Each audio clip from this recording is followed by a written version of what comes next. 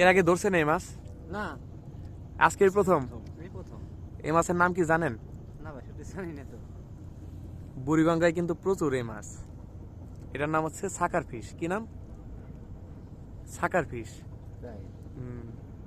এটা রাক্ষসী মাছ, বুঝছেন? এটার মানে এটা থাকলে এটার পাখনাগুলো অনেক ধার, আর এটা কাটা খুবই কষ্ট। অনেকেই মানে এটা খাইতে নিষেধ করে।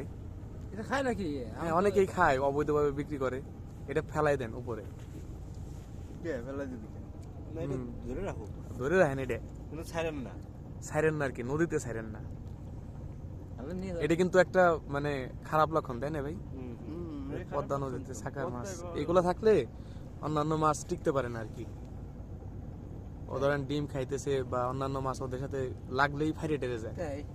বোঝেন না দেহে কি অবস্থা এটা? এ তো ভাই আমার কোনোদিন পরে নাই। আমি কালকে পরশু দিনকে পেয়েছিলাম সাইড দিয়ে। এইগুলো না? খাইছিলেন? না না না, খাইছিলেন?